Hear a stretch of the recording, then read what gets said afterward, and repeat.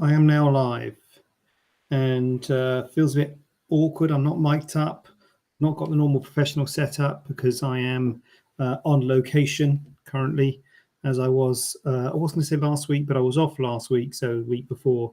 So currently on location and staying at my suite. So hope the internet works and is okay, because if it isn't, it is not my fault, quite frankly. So yeah, okay, here we go. We've got some questions going on here. If you've got any questions, then please feel free to ask them of me, and I will do my level best to provide a satisfactory response. Although based on a lot of YouTube comments I've been getting, responses have been suboptimal for some of the questions. So apologize for that, but I'll do my best. Only one man at the end of the day, and just trying to get by. Okay, right. We'll get to housekeeping. So what we got? I'll tell you what we got. Let's get through this. Hi, Susie. Good to see you. Thanks for your comment about the liposuction. Yeah, doing a bit more of that today. Aujourd'hui, as they say on the continent. I'm not sorry. Do we offer treatment for fibrous papule? Is the question.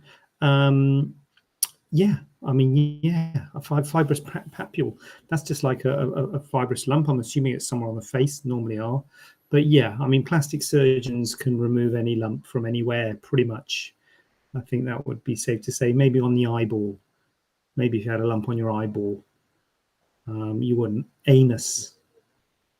Not sure if I can say that at this time of night. Is that appropriate at 7:05? Probably wouldn't be removing a lump from the anus. I'd probably leave that to a general surgeon. Eyeball, I'd leave that to an ophthalmic surgeon. Where else? Done them up the nose, in the ear, any part of skin. So yeah, do we do a fibrous papule? As long as it's not on your anus or your eyeball, yes. So that's the disclaimer.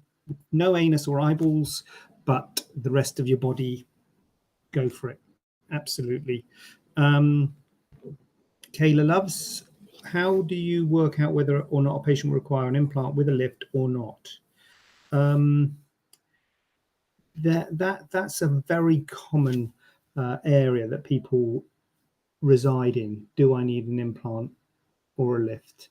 And basically what it comes down to is the first question I'll ask you, Kayla, assuming it is for you, might be for your friend. So the first thing I ask the patient, should we say, is what cup size do you wear? And you'll say, I wear a B cup or a D cup or a C cup or whatever you're going to say.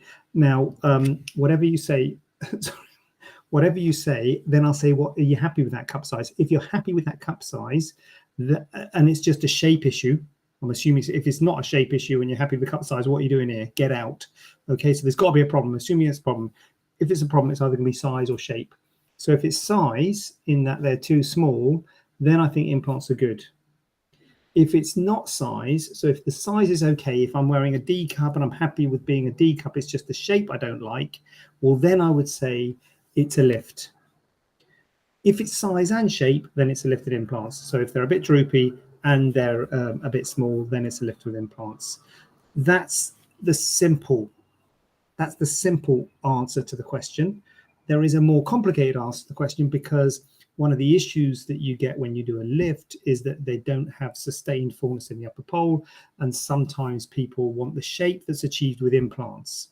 So if you want the shape that's achieved with implants, sometimes people say, well, actually, I don't like the look that you can get with a lift, and I want implants because I want more fullness. And then we get into a thing about saying, well, if you want implants, they're going to make them bigger. Are you happy being bigger because you need a certain size implants to fulfill the skin? So it's more shape than size. In that case, on paper, it is a lift. Oh God, I'm losing control of the chat. It's more shape than size. I've got this. My phone is currently on the kettle, okay, because I'm trying to get the angle. I thought that was a good height, so it's actually balanced on the kettle. So that's why it keeps on moving. I wasn't sure if you lose size with a lift. No, you wouldn't lose size with a lift. I mean, you do a bit, hardly any. You take a bit of skin off, but it's probably about 20, 30 grams. It's not hardly anything in terms of volume. So you don't lose much volume with a lift. And if an implant could cause sagging because of the weight. Yeah, I mean, the thing that sags normally, Kayla, is your breast rather than the implant, and your breast will sag off the implant. But a heavy implant would stretch the skin. So that's something to think about.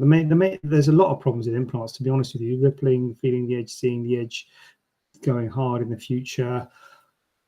Capsular contracture, which is a going hard thing. There's a very rare cancer associated with implants. There's all sorts associated with implants. So for me, implants are really good at making the breast bigger. And if it's a shape issue, I would say, look, go with a lift as long as you're happy. I'll show you some photos of lifts and say, are you happy with that sort of shape? Because if you're not happy with that sort of shape, God, I thought there was someone behind me on the bed there. God, how terrifying was that? If you're not happy with the shape of the lift, then you could think about implants, but then we get into the murky world of what we do about the size, if you're happy with the size. Now, what have we got? Now, be enhanced aesthetics. Yeah, right. No. Stargate. Oh, God, who's asked a question? I thought be enhanced asked. I think I know who. Right, Stargazer. Hi, JJ. Would you? I don't know who anyone is. They've all got a funny name, Stargazer. Hi, JJ. Would you agree that removing a textured implant to remove risk of ALCL is pointless if this is done without a capsulectomy? Crikey. Well, that's a bit of a leading question there, Stargazer, because that's something that's obviously been suggested to someone. Well, if you are worried about ALCL is a cancer of the capsule. So if you are worried about ALCL, you're absolutely right, then a capsulectomy would be advisable because that's where the cancer will be, in the capsule. But I wouldn't necessarily say it's pointless because the cancer is due to the interaction of the implant with the tissues which forms the capsule. So I think there's an argument to be said by removing the implant, you might be reducing your risk of it developing, although you could potentially have a cancer there. I mean, it's a very rare thing, but I guess, theoretically you could have a cancer there, which could then develop. So I think it would be, if someone came and said, look, I'm worried about ALCL, I think the advice would be yes, to remove the capsule. If there was some reason they didn't want the capsule removed, I'm not sure what that reason might be, but if there was some reason they didn't want the capsule removed, then maybe it would be reasonable to not remove the capsule, but they would have to accept that whilst it would reduce the risk of them developing an ALCL from that implant, they might already have an ALCL in the capsule that is in their body. But yeah, you'd have to see why they will worry about ALCL, because as I say, it's extremely rare thing. Hi, the Mara. I think I know who the Mara is. Thank you. Very helpful. Very good. The Mara, 2 weeks post-op tummy mummy makeover today, and recovery is going well. Thank you, Bev Mara. Double thumbs up for Bev Mara. Go, Bev. Go. Thank you, Stargazer. Thank you. Okay, got a question here. I'm not happy with my face, neck lift, and my blephs. Can you offer any advice? My treatment was on 30th of June, 2022. Now, this patient has sent me a video of her result and is obviously very unhappy with her result. The first thing I would say is that I don't do faces and necks and blephs. So I'm not an expert in this area. So so from a technical point of view, I'm not probably the best guy to talk to about face, necks and blephs and stuff like that. But anyway, I can talk in principle about this because I've seen this patient's results, because obviously she's done a video of it. And this is a very difficult problem. And the reason it's a difficult problem is because it is a unhappy patient based on kind of the extent of their results, sort of thing. It's not like they've had it's not like they've had a bad result in itself. The result, I would say, is acceptable. I haven't seen the pre-op, so I can't comment too much because I haven't seen pre-op. But just in general terms, it's an acceptable result. She looks fine. There are things she doesn't like. They haven't addressed the platysmal bands adequately, and there are other things that she doesn't like about skin laxity, etc. But I think the thing I would say as a surgeon is it's very difficult to get these things right.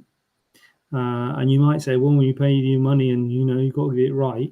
I mean, obviously we're trying to get it right. We're always trying to get it right, but there there is a risk of doing too much and causing skin necrosis, causing wound breakdown and problems like that whenever we do things like facelifts, neck lifts, blepharoplasty. Do too much of a blepharoplasty, you can't close your eyes. Quite literally, you'll not be able to close your eyes. That is a complication of a blepharoplasty. So, whilst we're always trying to make the skin as tight as possible and everything as tight as possible, we don't make it so tight that the wound breaks down and that you can't close your eyes and all sorts. So I would say it is difficult, is my answer. What was the question? I'm not happy. Can you offer any advice? Yeah, my advice is work with your surgeon. 30th of June. What's that? So it's a couple of months ago. It's quite early days, really. I wouldn't think about doing anything for a few months. I think the result looks fine to me, but it really depends on your expectations, which haven't been met. And that is the problem with this game. I'll be honest with you. That is the problem with this game, meeting expectations. Can't tell you. Difficult. Sorry I'm late. I didn't get a notification. Was it supposed to give you a notification? Didn't know I gave them notifications. But yeah, I'm sorry you're not happy with the result with your face and etc. But work with your surgeon is my advice, and good luck. Helpful. I think the result looks, I think there's lots of good things about the result in my eyes. Have you any plans in the future to start using J-plasma or Renuvion? No, Stargazer. I'll tell you what, Stargazer, you can do anything, but you can't do everything. And there's probably lots of good things out there that I could do. But you've got to decide what you're going to focus on and then try and do that really well.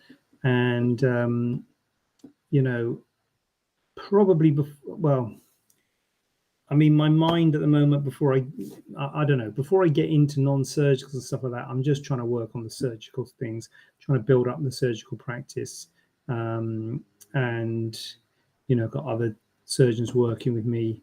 And that's really, I feel, what our forte is. I will keep my eye out on the non-surgical stuff. And if something looks really good, then I would not be averse to it. But at the moment, no, I haven't got any plans to use J-plasma or Renuvion, whatever they are. I know people have asked me about them and I've Googled them before, but yeah, no is the answer. If you have an uplift prior to babies, I know not ideal.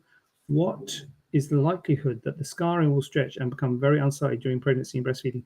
Not the scarring, Stargazer. The scarring shouldn't stretch too much. The problem is the breasts will stretch. That's the problem.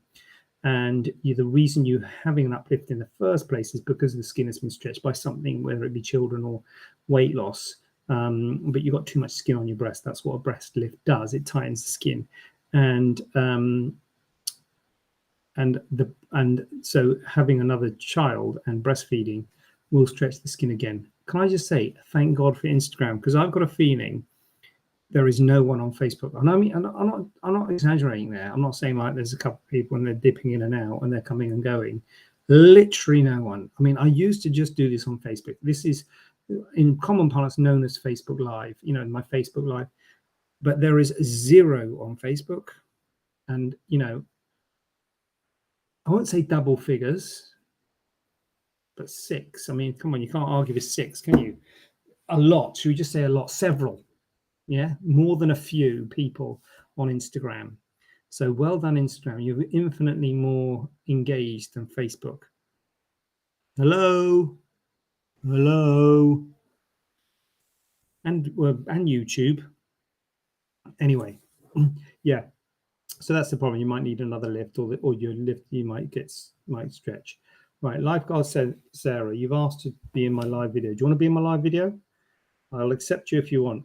Hello, hope you're well. Can you advise on what I put on a tummy tuck scar? I've heard of gel and silicone tape, or do you think the normal brown plaster tape?